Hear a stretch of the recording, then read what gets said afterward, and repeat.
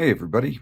For this special episode of Strangers Have the Best Conversation, we were so excited to bring the program back to talk about the ninth annual Big Lebowski Festival with award winning independent filmmaker Ryan McDonald, um, also the owner of Tasty as Fuck Hot Sauce, um, that we just got chatting, so we never introduced it. So here is a very special, unplanned episode Strangers Have the Best Conversation with my very special guest, Ryan McDonald. Hey Ryan, how's it going? It's, It's going good, man. Good, Yeah. good, No, yeah, appreciate you. It takes a second to sit down with me on this one, of course. and working over Lebowski Fest, which we have coming up. Yeah, it's ninth annual. Jesus. It is, yeah. It would technically be 10, but we had to skip a year because of the pandemic. So it's been a decade now. Did you celebrate at home privately on the pandemic year? Or? We did, yeah. We there was an attempt to record. My wife Brandy, who also helps with, she's on the Egyptian Theater Foundation board, and then my good friend Justin, who has been a big supporter. He's been to every Lebowski Fest, and so we did it because hot ones. I'm big into hot sauce as well, and so we had attempted to record like us doing hot ones challenge kind of thing, but also answering Lebowski questions. The idea was that we would like record it and then post it. We did the recording. We did the hot sauce part, but we never posted it. But it was supposed to replace the canceled event. But Right on. I dig that. Like, it's I mean, clearly there's passion behind um, this project, and especially behind the Egyptian theater as well. I know you've been intricate with that. Um, how long have you been on the board for the Egyptian Theater Fund? I believe I started in 2013. So this is my 10 years with the board as well. And no, maybe it was 2012. I can't quite remember because the first year I was on, I had the idea of doing Lebowski Fest, but I couldn't quite pitch it yet. And then after about a year, that's when I started hitting the board up. At the time, the people who made the board with Lebowski Fest. So I've been on there for quite a while now, and in that time we've accomplished several different things. We've always in the Egyptian theater. So part of our mission is to always restore and revamp the theater for continued life, and that's kind of the history of when you're looking at any theater. There's always like that. There's always that moment where it starts to get worn and used, and that's when it starts to deteriorate, and that's when it's usually around the 60s or 70s kind of a thing, and then there's a restoration kind of thing. Well, we're kind of in that now. It's like, well, if you reopened in 1998, I think it was, now we're 30 years almost past that in a sense. So everything's starting to get used. So we had to do an entire restoration around the seats as well. So what you saw. What you see today is not the same as what you saw 5 years ago as far as the seats go. We also, originally when the theater opened, it had what's called a theater blade. It's a big sign that comes down the front center. It's kind of historic looking, and we were able to raise the funding for that as well in there. And then the other mission statement is to make sure that we're always bringing in a new audience into the theater, and I think that's what we do with Lebowski. We're bringing people. Last year we had some people who even came from Idaho, some other states, things like that. So it's like we're bringing people into a theater they might not have in their hometown. It was built we're celebrating now 100 years now with the Egyptian theater, and a historic palace like that, you don't see those anymore. Right, a lot of them go by the wayside. Like, people don't have the passion to take care of them and maintain that history and realize. Like, town I grew up in, we had a movie theater like that. Like, Marlon Brando used to take tickets when he went to high school, and they ripped the thing down, and God. it's heartbreaking. Like, Yeah. so when people have a passion to preserve that kind of history, that's so remarkable and you're doing an amazing job, and just the variety of events you bring in. Yeah. You guys just had Rocky Horror, right, this last weekend? Yep. Yeah. And that was sold out, right? Or for the most part? For the most part, yeah, it's a sold out event. And that's one of those movies that I think it never really left. It never left theaters in a sense. I think it's the longest running theatrical run of any film because it never technically left theatrical, though. The window of opportunity as far as like DVD and Blu-rays, of course, is out there. But yeah, it hits that like cult feeling. People like to dress up, and there's a way of like screaming at it. Is there a way about that with Lebowski? I don't know. I think because I think there is. there's a way of quoting it when you're not watching it, but there's almost when you're watching it, you're just watching it, though. That's how it feels. Yeah, I mean, because it's it's an accidental comedy as Yeah, far as I'm concerned. yeah. Like it's funny, but I don't know that it's intended to be funny. It's like a blundering detective film. You Yeah. know, where it's just like, it's like, I guess I get it. But there is like I've attended Lebowski Fest 5 years now, 4 or 5 years, and honestly, like the feeling in the room when you're watching it with people that are aware. Yeah. Because to this day you'll bump into people that are like, the hell is that? Like Yeah. I've never seen that movie. It's like, you should. You might not like it, but you should Yeah. watch it. Like give it a view. But being in that room, like Tyler, who runs the trivia at the event, Yeah. I usually sit with him, and boy, oh boy, his wife and my girlfriend are both like, shut up. Like, shut up. We're just word for word, just going over the whole movie. It's like, we're trying to watch this movie. It's like, you don't care. It's like, if you cared, you knew where the joke was coming. Yeah. It's a subculture, right? Yeah. It's a beautiful subculture based around a movie that was a flop. It was a terrible flop. It was a horrible flop. I remember seeing 2 weeks in theaters. Yeah, I saw it twice in theaters. I was fortunate enough to do that, but yeah, it was like a C movie. That's kind of how it came off. And when you say unintentional comedy, it's interesting because they had just done Fargo, and Fargo like everybody loved, and it was like it won Academy Awards, and even Fargo is like a comedy, like. There's laughable moments, even though it's about like the kidnapping of the wife and other things. And all this other stuff. But it's really funny though. Right, and exactly. and it's interesting because there was a period where the Coens went from they did that, then they did Lebowski, then they did Oh Brother, which is getting more comical, and then there's this like they did these like cheap ass films with Brian Grazer, Intolerable Cruelty, where almost like they're trying to be funny, Right. And they suck. Yeah, those movies suck. And then they had to come back to form with like True Grit. And True Grit's a Western drama and funny at the same time. And It's like- perfectly cast. Yeah. Might I add you? If you're Yeah. gonna remake something, making John Wayne, Jeff Bridges, and making Glenn Campbell, Matt Damon. Yeah. Like, and Haley Stanfield too. That was like her breakout role. Yeah, you yeah, know? and Brolin is just. Brolin. Yeah. Oh no, sorry, fuck. They did No Country for Old Men before that. Oh, right. Because Oh, that's yeah. because that's how they got to Josh Brolin. Yeah. Which is funny because like Intolerable Cruelty was not a good movie. No, it's terrible. It was not a good film. I've seen it Yeah, several me too, times. yeah. I know it's one of those. It's like the Kingdom of the Crystal Skull, where you're like, I'm gonna like it one Yeah, day. I promise one you. day, not today, but It'll- down the road. Maybe it'll grow on me. It's I like, got. it's like your favorite band's newest album 30 years after Yeah, they've been making yeah. music. You're like, I'm hearing it now. right. Finally getting it. maybe give me another 20 years and I'll understand what you're talking about.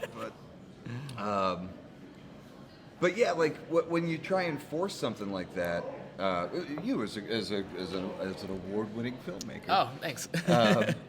Like you understand that, like Yeah. you can't force those moments. Those moments have to come almost naturally from the audience. Like you write what you're going to write, but you have to let it be. You can't just be like, Yeah. oh, I'm going to write this joke just to write this joke. And if you're going to do that, just apply to work at Happy Madison. Just It almost, it does feel like when they're making a drama film, they can't help but find the humor in the drama. But if they were to just make a comedy film, then they can't do it at all. And I'm not like them and talented in any way. But I feel the same way as like I've thought about doing stand-up comedy, but I can't write a joke. However, if you watch my horror films, people find them hilarious. And yet, but I know I'm being like dramatic, but I'm also aware of the joke. But like a punchline on stage, I can't do. And maybe that's the thing is like, because I've even heard interviews where they're talking about No Country for Old Men, and they're actually like, there's a part where they think is hilarious with Josh Brolin. Like, oh, that's really funny. And it's like, that's one of your guys' most serious films. oh yeah. Oh, it's And so, brutal. yeah. so it kind of seems like that with Lebowski. It's like, it's like, oh, let's just do a detective movie, a film noir, and then they just insert the jokes as they go, or the feeling of the day.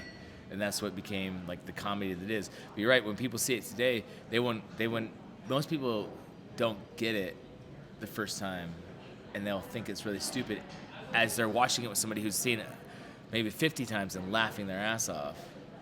And they're going like, what in the hell are we doing here? Because there's no slapstick almost. I mean, probably the closest thing to slapstick would be when he goes to flick his joint out the window, right. and it lands in his lap, and he pours his beer on it at the same time, right?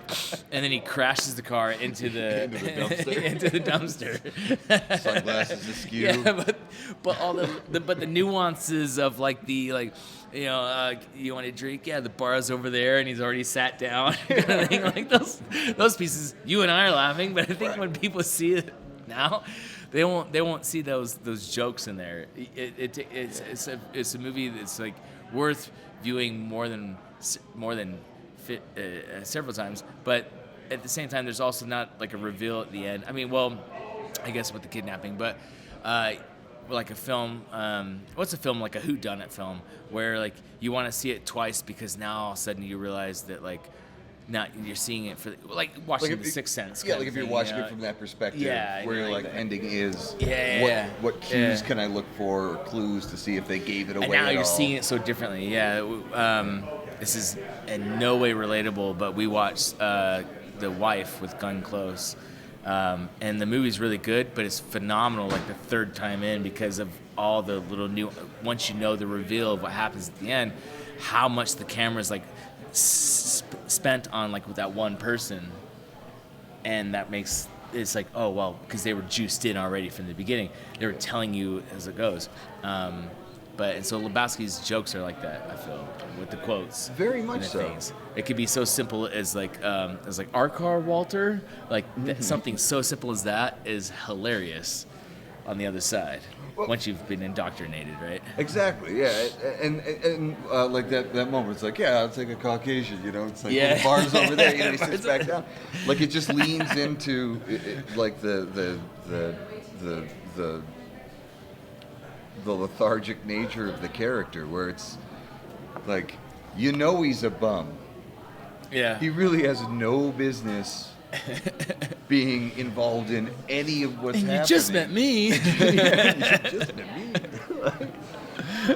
Like and those subtle, and I mean that comes out of casting too, though. Like I've thought about it in my head, like who else could have portrayed the dude better than Jeff Bridges? Yeah. I honestly can't think of anybody. No. Like he just carries that role so well. Yeah. And leans into all those little pot shots, and you know he's got kind of that just general apathy where he's just like, which, you know, to maintain as an actor for a role has got to be hard enough. But to think that was around a person, like there are Yeah. people like that. Yeah. That are just.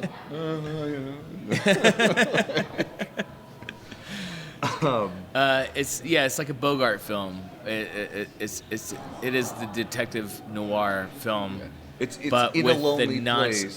but like with the nonchalance of like the guy who he's not stumbling like physically, but just just the information that he finds, he doesn't necessarily find it himself, minus when he crashes the car, kind of a moment. Yeah. But yeah, like in the parlance of our times, and the even the George Bush comment, this aggression will not be. Yeah. Like he just like pulls it. Even the idea that like she's kidnapped herself comes from like Walter first, and then he gets it, and then he's like telling Lebowski, he's like, oh, I think she kidnapped herself. Like he's not really like.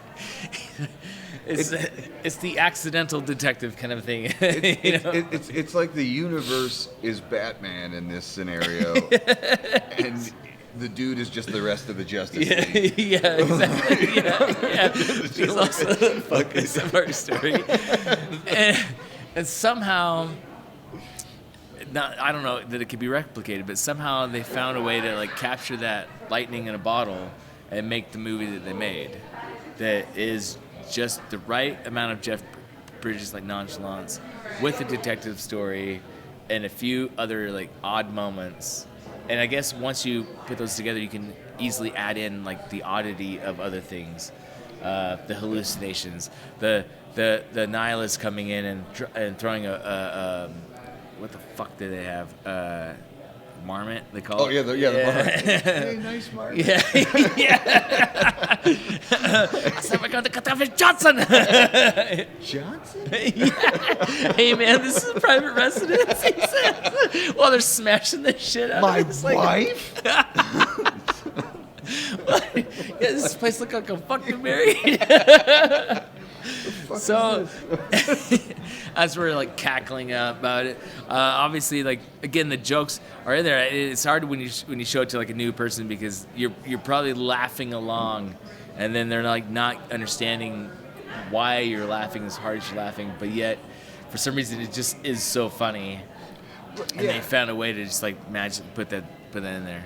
It's I showed it to before.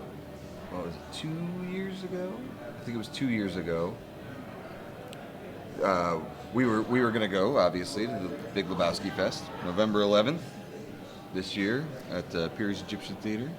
9th annual. It's a hell of a time. You got to go. But my partner had never seen the film. And I was like, okay, well, let's watch it. As a lover of film yourself, do you ever find moments when you're showing somebody something new that you feel like you have to restrain yourself to like not sully their moment, like where they're watching it for the first time, like you biting your lip, not trying to quote it, and you're not trying to laugh or like ahead of a punchline because you know what's coming, like. Yeah, I think that's the challenge of any film lover, or a lover of art even maybe.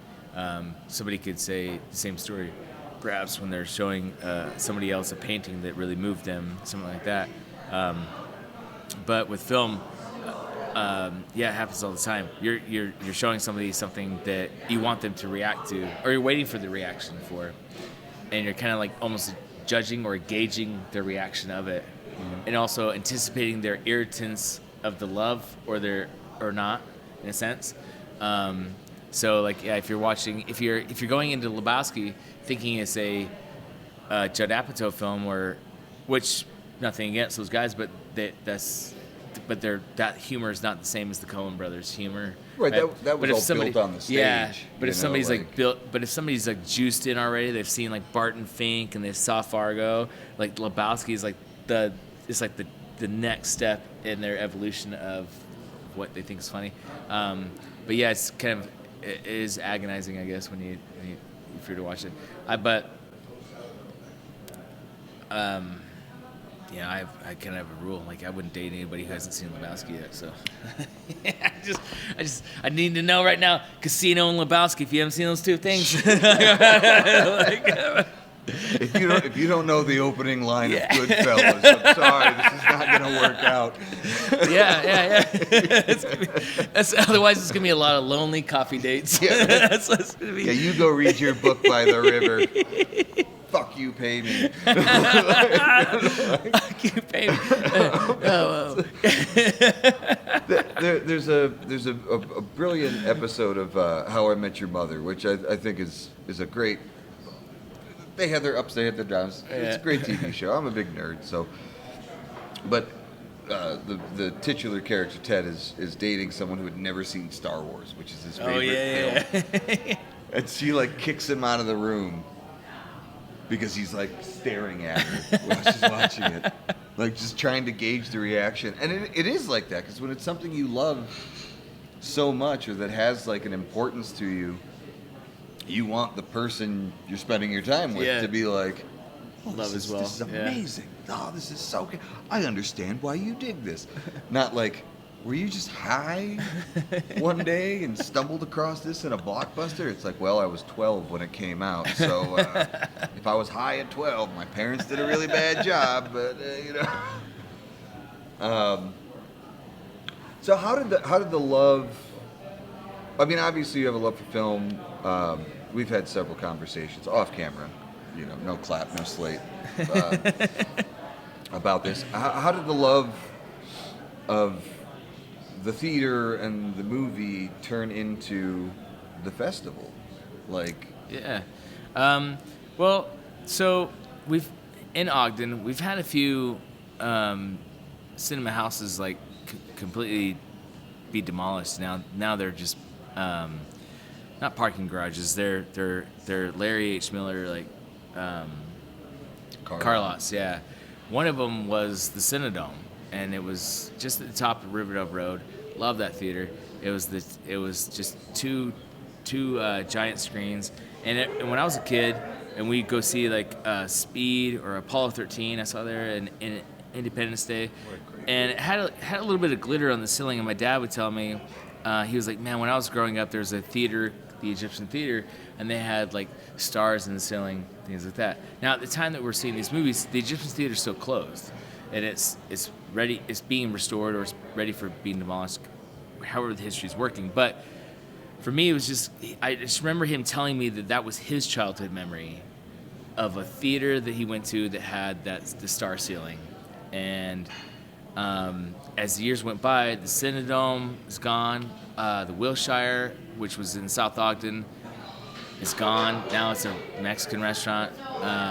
I mean, like, I love Mexican food, but I wouldn't tear down the fucking theater about it. But like, it's a fair trade, yeah. I think. There used to be a Carmike Theater on Riverdale Road as well. It's now Bed Bath and Beyond. So it's like I see these other places like fall apart, and maybe because I'm a movie lover, I tend to attach my memories and where I saw that movie for the first time in those houses. And so then I was always a lover of film, so after I did film school, came back, I had an opportunity to from a lady who her son and I went to the same babysitter, and she was on the Egyptian Theater Foundation Board, which is the nonprofit organization that helps restore the theater.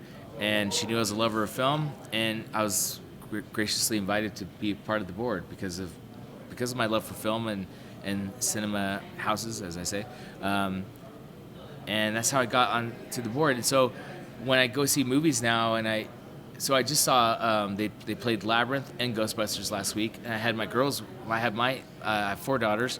I had 2 of them with me, and we do the nighttime scene kind of thing where it's like the lights are slowly dimming, and the curtain's about to open kind of thing, and they're really enthused in that. It's almost like majestic for them, and I really enjoy that idea because it's like my dad told me this memory of a time when it was him, but I never experienced it because the theater was closed. But now I'm bringing them, and maybe they'll say something to the next generation of kids and keep it going. Yeah, exactly. So that's kind of where that comes in, the love of cinema and the theaters and things like that. Now with Lebowski, it was just a matter of I loved the movie, just like many other people do.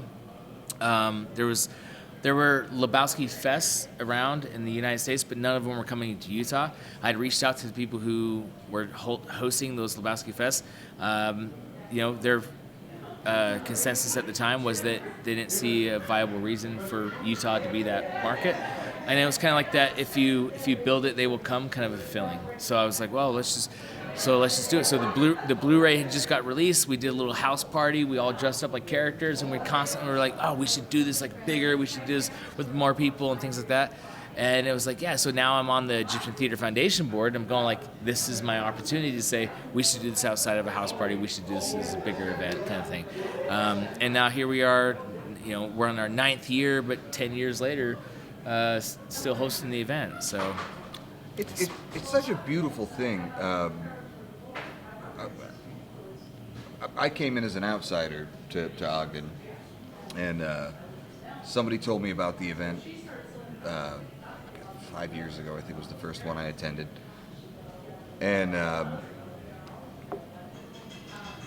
that was something I used to do. Me and my buddies back home, we didn't have a festival, or when I first moved out here, we would do Lebowski Day.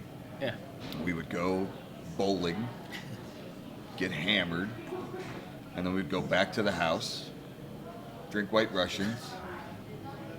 Nobody minded if you did a J, and we'd watch the movie. Yeah. And it was just kind of a nice way to let your hair down for a day and enjoy not just the camaraderie of people that are like-minded and enjoy good satire, but just have a good day, spend a day with your friends, and so I love that you've brought it to this scale, doing it at the theater, and there is something remarkable about walking in to that theater during the event and seeing everybody so into it. yeah, Costumes, the creativity, just it goes beyond the movie at that point. yeah. It becomes the event, and the event is such a wonderful thing, and I am so thankful for you guys for doing this for as long as you have. Oh, thanks, man. Appreciate it. And we have the sincere honor of hosting the after party here at the Lighthouse. We've known each other a few years now. Yeah. How could I not book a CCR CCR band. tribute band to play? So everybody that's got a ticket to Lebowski Fest, you get into the Lighthouse for free that night, 21 and over, obviously. And Tombstone Shadow will be playing all CCR from 10:30 to close. That's awesome. What are the details? Where can people find all the information about buying tickets? How do they? What's going on the night of the event? Absolutely, great question. So the event, Lebowski Fest, the 9th annual Ogden Big Lebowski Fest, is going to be on November 11th. It is Veterans Day. So if you're like Walter, I'm a fucking vet. I've never been so sure of anything in my life.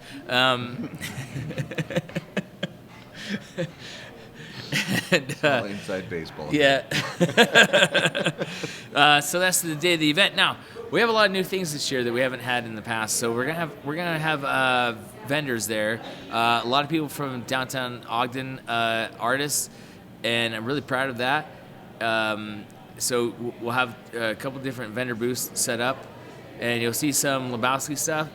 You see just some stuff that they're putting together, but at the end of the day, it's local art, and it's always a good thing to attribute to. And then we'll have trivia going on as well.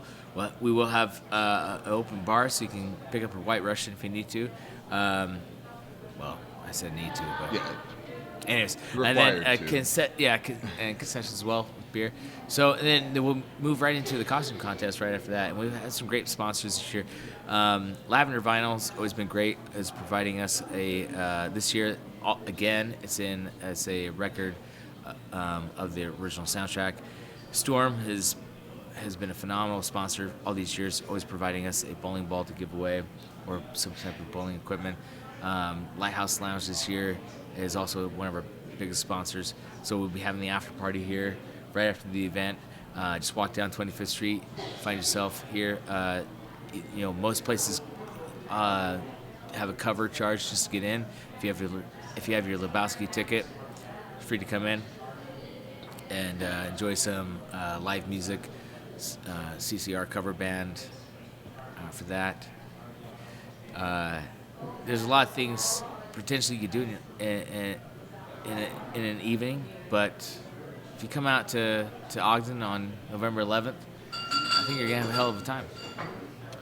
Ryan, great chatting with you again, man. I'm looking forward to it this year. Thanks, brother. Appreciate it.